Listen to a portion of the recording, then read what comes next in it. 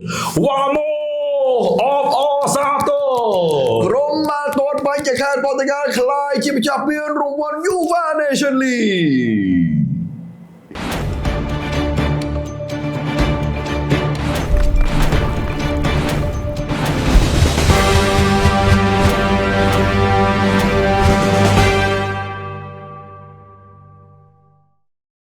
បាទសូមស្វាគមន៍មកកាន់កម្មវិធី High Tech ថាមពលកីឡាបាទរយៈពេលដេកបានប្រហែល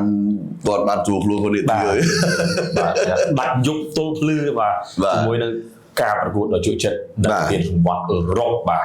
គេឃើញទឹកភ្នែករបស់ Cristiano Ronaldo បានស្រក់ចុះមកដោយភាពរំភើបក្នុងវ័យ40ឆ្នាំនៅមានឱកាសបានលើកពាន UEFA Nation League ជាលើកទី2ឲ្យក្រុមបាល់ទាត់ជម្រើសជាតិប៉ូទុយហ្គាល់អស្ចារ្យអស្ចារ្យមែនទែនបាទអ្វីដែលកាន់តែអស្ចារ្យទៀតនោះគឺប្រវត្តិសាស្ត្រនៅក្នុងប្រទេសប៉ូទុយហ្គាល់ជាពិសេសគឺក្រុមបាល់ទាត់ជម្រើសជាតិប៉ូទុយហ្គាល់តែម្ដងគឺក្នុងមួយប្រវត្តិសាស្ត្រដែលកកើតប្រទេសប៉ូទុយហ្គាល់នេះគឺប្រទេសប៉ូទុយហ្គាល់លើកពានបានតែ3ពានតែប៉ុណ្ណោះហើយ3ពាននេះគឺសុទ្ធសឹងតែជាការលើកពានបាទរបស់ Cristiano Ronaldo ចំនួនគាត់នឹងបាទចំនួន Cristiano Ronaldo ទើបប៉ូទុយហ្គាល់ស្គាល់ជាថាពានបាទគឺបើយើងមើលគឺទី1គឺពាន UEFA Euro 2016បាទ Ronaldo លើកពាននៅបារាំងបាទ2019លើកពាន UEFA Nation League បាទ2025នេះលើកពាននៅអាល្លឺម៉ង់ UEFA Nation League ចឹងមានប្រវត្តិសាស្ត្រអាល្លឺម៉ង់គឺឈ្នះប៉ូទុយហ្គាល់ឈ្នះពានតែ3គត់ក្នុងប្រវត្តិសាស្ត្រគឺសុទ្ធសឹងតែមានវត្តមានរបស់ Cristiano Ronaldo ទាំងអស់បាទអាចទេដែលគាត់នឹងរងចាំរហូតដល់ World Cup ឆ្នាំ2016លេខទៀតបាទគឺអត់ហ៊ាននិយាយបាទដោយសារតែ Cristiano Ronaldo គាត់បាននិយាយមុនប្រកួតម្សិលមិញគាត់ថាបើនិយាយអំពីរឿងចូលនិវត្តន៍គាត់មិនហ៊ាននិយាយទេឥឡូវនេះគាត់មានអារម្មណ៍ប្រកួតប្រជែងថ្ងៃនេះបាទតែស្រាប់តែស្អែកឡើងគាត់ងើបពីដំណេកមកគាត់គិតថាគាត់ចូលនិវត្តន៍គាត់នឹងចូលនិវត្តន៍ភ្លាមបាទប៉ុន្តែឥឡូវនេះគឺគាត់កំពុងតែមានអារម្មណ៍ថាកំពុងតែត្រូវការប្រកួតប្រជែងជាបន្តបាទប៉ុន្តែបើសិនជាស្អែកងើបទៅបាទគាត់ថាគាត់លែងចង់លេងបាល់ហើយគឺគាត់ប្រកាសភ្លាមតែម្ដងបាទអូខេយើងចូលសាច់រឿងនៃការប្រកួតប្រជែងបាទខ្ញុំអួតខ្ញុំតិចណាខ្ញុំបើកឡានតាមផ្លូវខ្ញុំថតវីដេអូមើលថាការប្រកួត90នាទីចប់2ស្មើអូក្រិចស្គរទៀតបាទហៅមកចឹងបងប្អូនអើយសូមមានអ្នកណាតាមក្រិចស្គរបាទខ្ញុំមានផុសតាខ្ញុំផុសចូលក្នុងពេកចឹងបាទ2ស្មើ90នាទីខ្ញុំថាថែមមក15នាទី2ដងនៅតែស្មើទៀតបាទខ្ញុំថាអាចនឹងមានគ្រាប់ថែមទៅតែយ៉ាងណាក៏នៅតែស្មើក៏ប៉ុន្តែចុងក្រោយខុសឆ្លាស់ហ្មងខ្ញុំថាទាត់ពេលនឹងទីចាញ់ស្បាយវាណាស្បាយចាញ់ផងយ៉ាងវិញបាទបើសិនខ្ញុំទាយតែអត់បានទាយគ្រាប់បាទខ្ញុំទាយថាយប់មិញនេះគឺបារាំងនឹងឈ្នះអាល្លឺម៉ង់ 2-1 បាទប៉ុន្តែឈ្នះ 2-0 បាទហើយពេលនឹងទីការប្រកួតរវាងប៉ូទុយហ្គាល់និងអេស្ប៉ាញខ្ញុំថា50-50បាទដោយសារតែខ្ញុំគិតថាខ្ញុំនិយាយថាអេស្ប៉ាញឡើងមកដល់វគ្គនេះដូចទឹកបាក់ទំនុកអញ្ចឹងបាទក្រុមណាក៏លែងខ្លាចដែរប៉ុន្តែបើប៉ូទុយហ្គាល់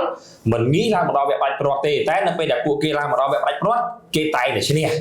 បាទអញ្ចឹងគឺសមិញទីណា50-50ទេបាទហ៊ានទីណាក្រុមណាបាទទីនៅខាងណាទេបាទតែយ៉ាងណាក៏ដោយបាទអបអសាទរបាទដល់ក្រុមបាច់ចខាប៉ូទុយហ្គាល់ដែលបានបាទយកឈ្នះទៅលើក្រុមគូជួលអេស្ប៉ាញបាទនៅក្នុងការទាត់បាល់11ម៉ែត្រកាត់សេចក្តីដោយលទ្ធផល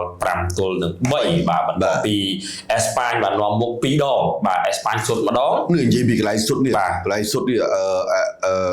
គ្រាប់បាល់របស់អេស្ប៉ាញដំបូងទាញមកដាច់ពីពាក់កណ្ដាលតារាងមកស្អាតមែនតើបាទលើកមកចូលក្នុងប្រអប់បាទទើសជាមួយនឹងខ្សែការពារ Ruben Dias ក៏សុទ្ធបានមកគ្រាប់ហើយក៏បន្ទាប់មក Nuno Mendes បាទខ្សែការពារដែលជាប់ Man of the Match បាទបិទ Lamine Yamal បាទបិទចិត្តឆឹងតែម្ដងហើយមិនដឹងនោះក៏ជំហានវៃលឿនមែនបាល់ពីរគ្រាប់នឹងបានដោយសារគាត់ទាំងពីរបាទ Mendes ទាំងពីរសុទ្ធមើលអាស៊ីមួយហើយ Mendes នេះបាទគឺគេចាប់អារម្មណ៍តាំងតែពីការប្រកួត UEFA Champions League ជាមួយនឹង Paris Saint-Germain តែមកម្លេះបាទសុំទាញបន្តិចណាប៉ារីសប៉ះលីវើពូលគាត់បិទសាឡាស់ឲ្យប៉ះបាល់សូម្បីតែម្ដងបាទប៉ារីសប៉ះមែនស៊ីធីហាឡាន់រកបាល់ទាត់មួយជើងអត់បានផងប៉ះអាសណលបូកាយ៉ូសាកាបាទគឺគ្មានសាច់បាល់លេងបាទដល់ទៅពេលប៉ះជាមួយនឹងបាទឡាមីនយ៉ាម៉ាល់យកមិញទៀតបាទបិទចិត្តជើងយ៉ាម៉ាល់តែមួយជើងសុទ្ធអត់បានត្រឹមតែលើកចូលប្រអប់លើកឲ្យបិទរំក្រុមតែប៉ុណ្ណោះក្បាច់ប្រចាំតកូលរបស់យ៉ាម៉ាល់អាកន្លែងកែងដបូលទូបងអាកន្លែងនេះគាត់មិនទាញទាត់ឆ្វេងអត់មានឃើញមកបានមកប្លង់សោះអត់មានមកដល់ថ្នាក់យ៉ាម៉ាល់លែងហ៊ានលើកបាល់លែងហ៊ានសុទ្ធ បាទយ៉ាងមកទៅមិនអីលេងទៅគាត់ដល់ពេលតែ Nuno Mendes បិទគាត់ចិត្តពេកគាត់ដូរវគ្គទី2គាត់ដូរប្លង់លេងបាទលេងហ៊ានលើកមករត់កាច់ចុះកាច់ឡើងបាទ Nuno Mendes គេដូចដាក់កៅ5-1-2បាទចាប់ជាប់ហើយសំមិនល្អមែនតើបាទសុទ្ធមកជើងអាស៊ីសមួយមិនមែនបានន័យថាយ៉ាម៉ាល់ហ្នឹងណាអត់ល្អណាបងប្អូនយ៉ាម៉ាល់ល្អគ្រប់គ្រឿងទៅហ្មងបាទការបញ្ជូនការរត់ការញែកការចែកប៉ុន្តែអាចំប្លង់តែគាត់ត្រូវឈោទាត់នេះមិនដែលដល់គឹបគាត់ទៅលេងមើលដល់បាត់ដែរអូមែនដែរនេះខ្លាំងមែនតើបាទមែនដែរនេះបាទគឺឥឡូវនេះកំពុងតែឡើងកូដខ្លាំងហើយណាមួយឥឡូវគឺមិនដឹងថាទៅណាកើតទេដោយសារតែគាត់នៅប៉ារីសជើងឯកគ្រប់ផ្នែកទាំងអស់ហើយនៅបារាំងអញ្ចឹងប្រហែលជាប៉ារីសមិនឲ្យចេញទេបាទប៉ារីសមិនឲ្យចេញទេចង់បានលុយប្រហែលក៏ប៉ារីសមិនបាទប៉ារីសមិនលក់ដែរបាទគេថាកូនពេជ្ររបស់ប៉ារីសហើយ Nuno Mendes នេះបាទម្សិលមិញនោះគឺមុនប្រកួតបាទ Rafael Leao បាទមករូបជាតិរបស់គាត់បានថតរូបមួយផុសនៅលើ Instagram បាទជីកឡានក្រុងមកលេងវគ្គ final គាត់ដេកស្ដាប់ការហៀទៅបត់បាទនៅលើឡានក្រុងក៏ relax បាទដាក់លេងទៅកាត់គាត់ដេកបាត់មាត់ទេបាទស្រាប់តែបាទ Rafael Leao គាត់ថនហើយគាត់កាត់ជាមួយនឹង Man of the Match បាទមិនគួរឲ្យជឿថាខ្សែការពារស្លាប់ឆ្វេងជា Man of the Match នៅក្នុងការប្រកួតវគ្គដាច់ព្រាត់បាទជំរុំរវាងប៉ូទុយហ្គាល់ហើយនិងអេស្ប៉ាញទេបាទអញ្ចឹងZubimendi ជាអ្នកសុទ្ធឲ្យអេស្ប៉ាញនៅក្នុងនាទីទី21បាទ Mendes សុទ្ធនៅក្នុងនាទីទី25ឲ្យប៉ូទុយហ្គាល់តាមស្មើវិញបាទបន្ទាប់មកនៅក្នុងនាទី45អូយ៉ាសាបាល់បាទអូយ៉ាសាបាល់និយាយពីទាញមកវ៉ាវបាទឆ្កឹះផុតមកផុតបាទមកខ្ញិចបាទចុចមកខ្ញិចផុតទៅបាទអ្នកចាំទី Diego Costa ហើយបាទត្រឹមប៉ុណ្្នឹងខ្ញុំឃើញ Ronaldo ចង់ធ្លាក់ speed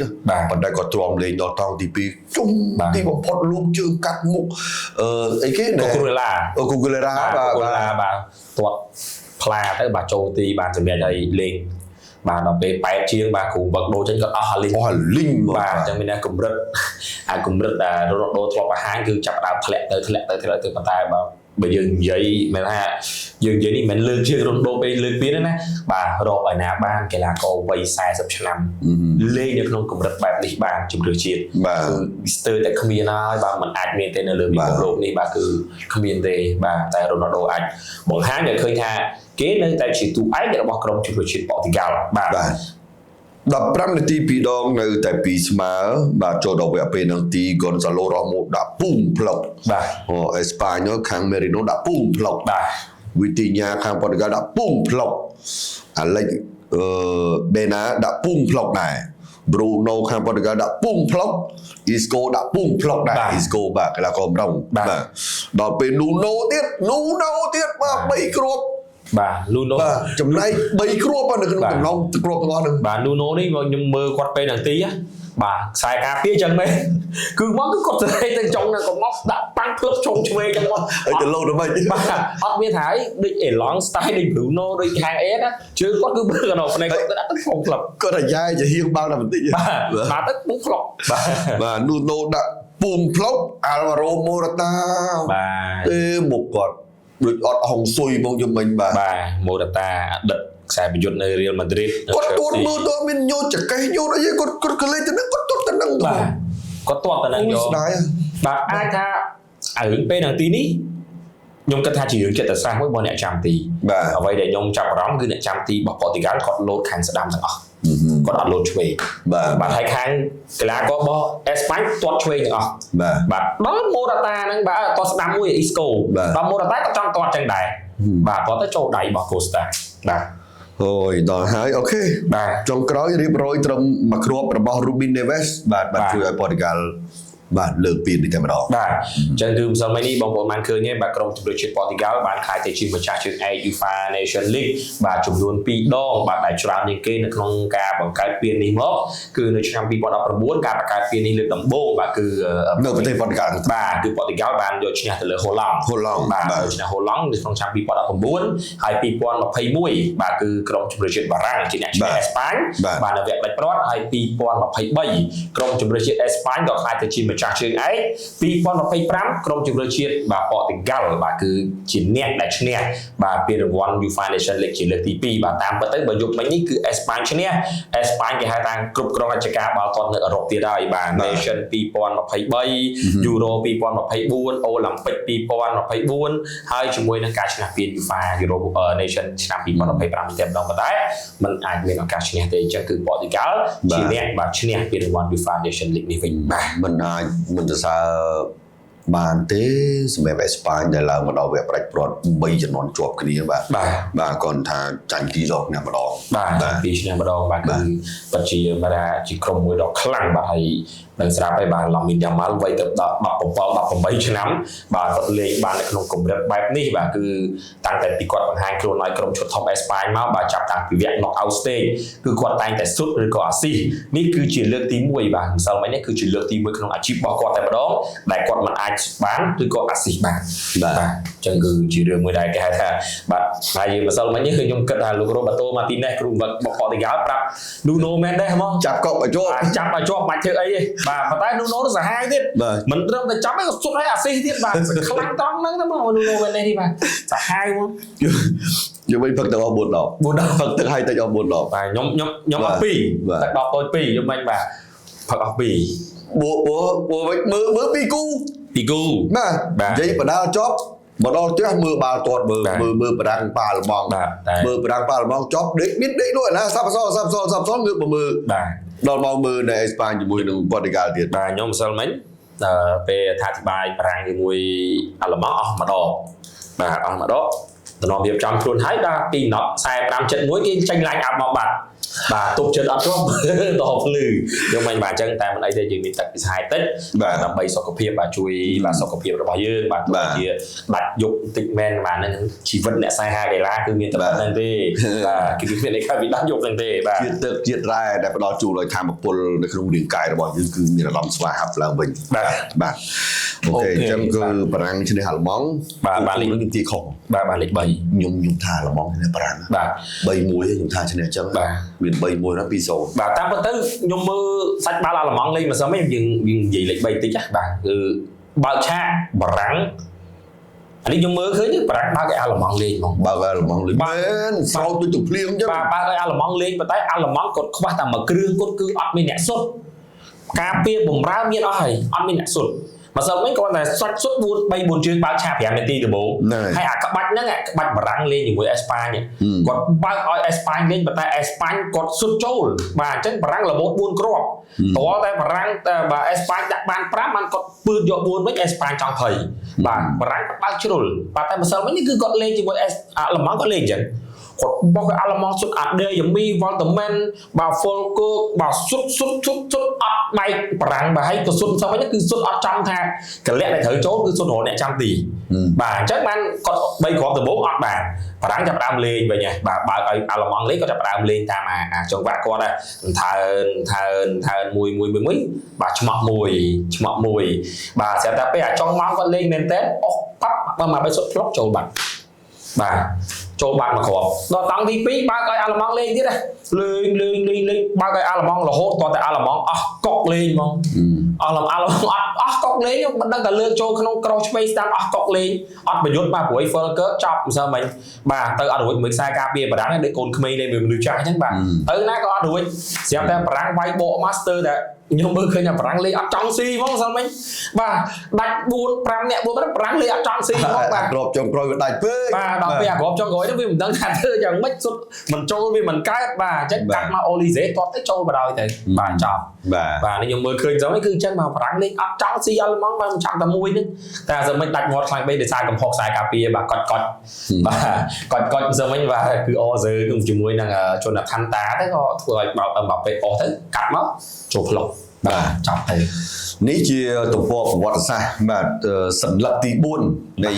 ការប្រកួត UEFA Nations League ដែលការប្រកួតនេះបងប្អូនខ្លះនៅចម្ងល់ដល់ឡើយបាទតើមិនគេធ្វើ Euro ផងធ្វើអានោះផង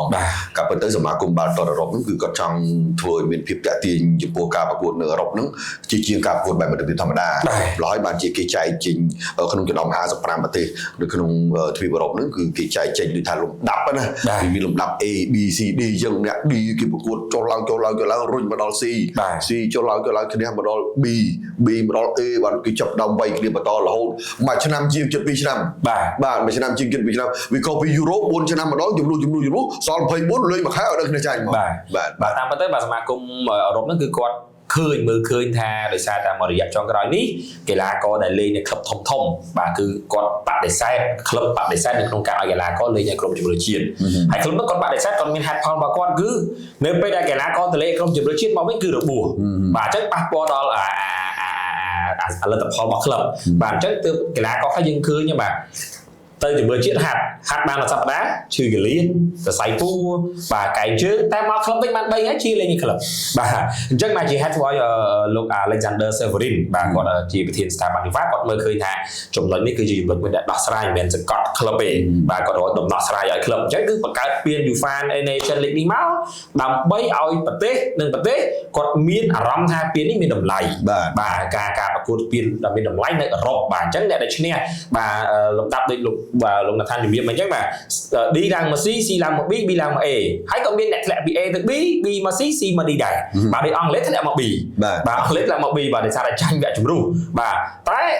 រឿងដែលគួរឲ្យចាប់អារម្មណ៍ទៀតគឺពានមួយនេះបាទក៏មានតម្លៃដែរម្ចាស់ជើងឯកគឺមានកៅអីលេងនៅក្នុងព្រឹត្តិការណ៍យូរ៉ូបាទនៅឆ្នាំក្រោយជាបន្ទាប់តែការឲ្យជើងឯកនេះគឺគេហៅមានន័យថាឲ្យក្រុមទាំងអស់គ្នាប្រឹងមានន័យថាបើសិនជាឈ្នះពាននេះហើយឥឡូវដូចបកតិកាលអញ្ចឹងបាទយូរ៉ូឆ្នាំក្រោយគាត់អាចមានកៅអីមួយបាទយូរ៉ូជើងក្រោយបាទប៉ុន្តែធ្វើបែបនេះ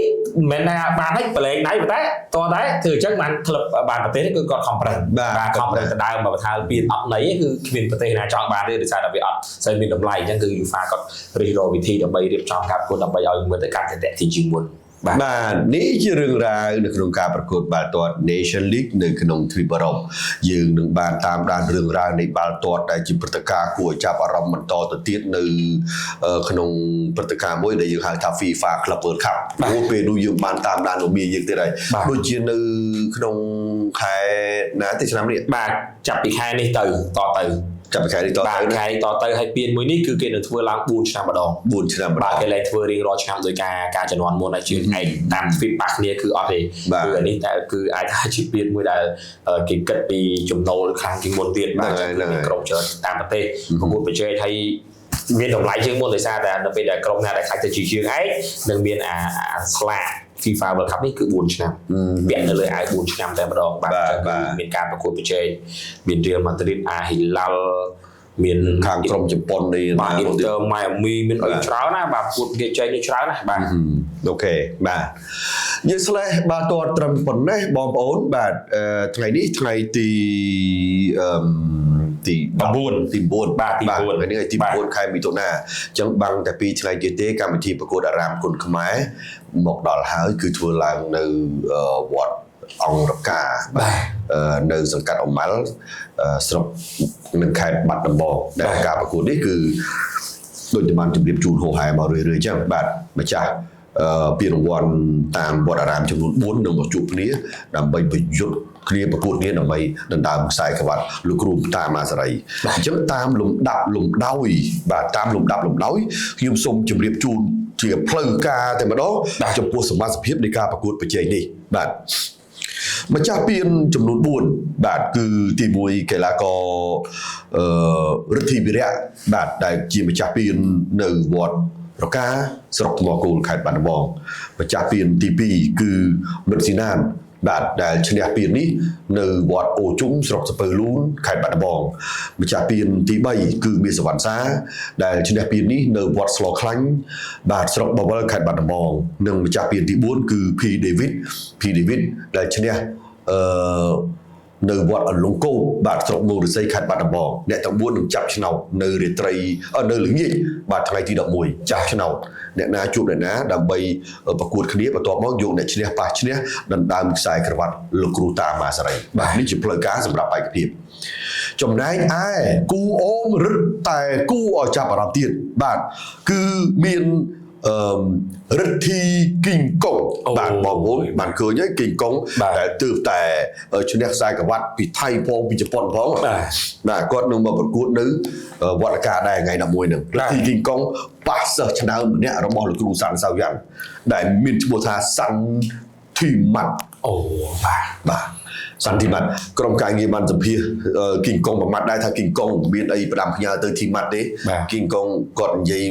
មិនច្រើននេះគាត់ថាខ្ញុំសូមផ្ដាំផ្ញើទៅសន្តិម៉ាត់ថាមានប្រមាណចេញអស់មក អូបាទគីងកុងបាទបងគាត់ដែរវិញមែនចាប់អារម្មណ៍គីងកុងតាំងពីជំនាន់មួយក្តាមប្រៃបាទរឿងគាត់ហូបក្តាមប្រៃបាទតែគីងកុងនេះល្អមែនបើមិនសិនជាគាត់ work hard គេថាមិនតាមលំដាប់លំដោយបាទគឺអនាគតគឺគាត់មានគេថាអនាគតគឺភ្លឺស្វាងនៅក្នុងវិថីគុណខ្មែរតែម្ដងបាទអញ្ចឹងអាចនិយាយបានថាអ្នកតកៅប៉ះអ្នកប្រតិមានជ័យបាទអញ្ចឹងមួយទៀតគឺរទ្ធីបូរិននឹងប្រកួតជាមួយអាត Richard ផងដែរនៅក្នុងថ្ងៃនោះបាទក្រៅពីនោះមានអានកេងត្រូវប៉ះជាមួយមាសកំឡុងអានកេងម្ចាស់កៅម្ចាស់ទឹកដីបាទអ្នកជឿខ្លាំងប្រចាំវត្តលកានេះតែម្ដងបាទមានអានសំណាងប៉ះប្រកួតជាមួយនឹងលីចង់ដឹងបាទមានវីសុកលៀបប្រកួតជាមួយនឹងរិទ្ធីចៅជេកមានសៅយ៉ាន់អ៊ូស៊ូបាទប្រកួតជាមួយនឹងណាល់ស៊ីនឿនមានវិញរដ្ឋាប្រកួតជាមួយនឹងឆាត់ឆានីរ៉ូបាទដែលប្រកួតនោះគឺនៅក្នុងថ្ងៃទី11បាទថ្ងៃទី12ក៏មានដែរបាទថ្ងៃទី12ក៏មានដែរប៉ុន្តែគឺប្រកួតសម្រាប់ការផ្ដល់លទ្ធភាពឲ្យអ្នកនៅបាត់ដំបងនិងអ្នកដែលជាប់ខេត្តនោះគណៈកម្មការរៀបចំធ្វើការប្រកួតបន្តជិះ2ថ្ងៃជាប់គ្នាតែ live គឺ live ថ្ងៃទី11បាទខ្ញុំនឹងទៅអធិប្បាយដូចចង់អញ្ជើញលោករទ្ធីទៅអធិប្បាយលោកបានមកគូ2គូមួយដែរទៅខ្ញុំទៅបាទទៅចាប់ដៃមួយបាទទុកអនុស្សាវរីយ៍ជាមួយលោកគ្រូតានោះបាទដឹងទៅបាទដោយសារតែទី1បាទគឺជាការប្រកួតដៅខ្សែក្រវ៉ាត់របស់លោកគ្រូតាម៉ាសេរីបាទគឺចោលអត់បានទេបាទហើយនឹងកែកនទៅទៀតបាទលោកនរងលោកបាច់ជាតិហើយទៅទាំងអស់បាទទៅទាំងអស់បាទទៅទាំងអស់អត់ឲ្យដនេទេបាទទៅទាំងអស់បាទគឺទី1បាទទៅបានទៅទស្សនាការប្រកួតនៅតាមវត្តបាទគឺបងប្អូនបើសិនជាមានឱកាសជាពិសេសបងប្អូននៅខេត្តបាត់ដំបងកុំភ្លេចមកចូលរួមបានច្រើនតែខ្ញុំឃើញបងប្អូននៅខេត្តបាត់ដំបងចូលរួមច្រើនណាស់ជាពិសេសការប្រកួតប្រមាណដងជើងឯទាំង4នេះគឺណែនតែម្ដងបាទគឺអូយបាទគ្រប់ស្រោចច្រើនហើយការប្រកួតបែបនេះបាទអារម្មណ៍បែបនេះគឺពិតជាប្លែកខុសពីការទស្សនា outdoor ការទស្សនា indoor អញ្ចឹងទៅបងប្អូនបាទកុំភ្លេចបាទថ្ងៃទី11បាទការប្រកួតបាទដណ្ដើមខ្សែក្រវ៉ាត់លោកគ្រូតាម៉ាសេរីគីឡូ51សូមទៅទស្សនាបាទចាប់ដើមពីម៉ោង5អីទៅណាបាទចូលបានជុំនេះទៅខ្ញុំឮសូរឯកឧត្តមខៅឆាយប្រធានសហព័ន្ធកីឡាបដាល់គុណខ្មែរលោកមានបំណងចង់ទៅដែរបាទអូសឹកតែឃើញមុខគាត់គឺល្អពីព្រោះថ្ងៃបើករដូវកាលមានគាត់បាទបិទរដូវកាលមានគាត់ទៀតរឹតតែជាកិត្តិយសដ៏ធំធេងជាកិត្តិយសដ៏ធំធេងបាទហើយថ្នាក់ដឹកនាំប្រចាំក្រុងបាត់ដំបងក៏លោកនឹងអញ្ជើញទៅដែរនេះបើតាមកោយដឹងពីគណៈកម្មការរៀបចំការប្រកួតនៅវត្តការបាទចឹងដើម្បីពេញមុខពេញមាត់តែម្ដងនៅក្នុងការប្រកួតនេះហើយចប់រដូវកាលទី1ទៅអារាមគុណខ្មែរត្រៀមចេញដំណើររដូវកាលទី2ហើយមិនមែនក្នុងខេត្តបាត់ដំបងតែមួយទេចេញវាយទៅខេត្តផ្សេងហើយបាទកំណត់គោលដៅមកបណ្ដាឲ្យមានតាំងពីកំពង់ធំប្រទាយមានជ័យខេត្តកណ្ដាលសៀមរាបព្រៃវែងកំពង់ចាមបាទហើយនឹងខេត្តផ្សេងទៀតកំពង់តាក់ទងបន្តដូចជាពោធិ៍សាត់ដូចអីចឹងគឺនឹងមានកំពង់ឆ្នាំងបាទក៏នឹងមានបន្តទៀតដែរកំពង់ស្ពឺទៀតបាទសិតតែខេត្តសក្តានុពលបាទអ្នកបដាល់បាទគឺត្រៀមបាទដល់ការទី2អរគុណបងប្អូនបាទខ្ញុំបាទទាំងពីរនាក់បានរាយរាប់នៅរឿងរ៉ាវនៃពិភពកីឡាដែលតែងតែផ្សាយជូននៅលើ Facebook Page របស់ MSR និង MSR Sport ដែលនេះជាកម្មវិធី High Tech ធម្មពលកីឡាដែលសូមអរគុណដល់ក្រុមហ៊ុន High Tech ក្នុងការឧបត្ថម្ភនៅក្នុងកម្មវិធីដែលយើងបានរៀបរាប់នៅរឿងរ៉ាវកីឡាជូនដល់ពុកម៉ែបងប្អូនយើងបានដឹងពីរឿងរ៉ាវជាបន្តទៀតនៅក្នុងភាគក្រោយពី MSR Sport ខ្ញុំបាទស៊ីធនថាននិងលោកនីរធី High Tech តាមប្រព័ន្ធកីឡាសូមជម្រាបលាបាទ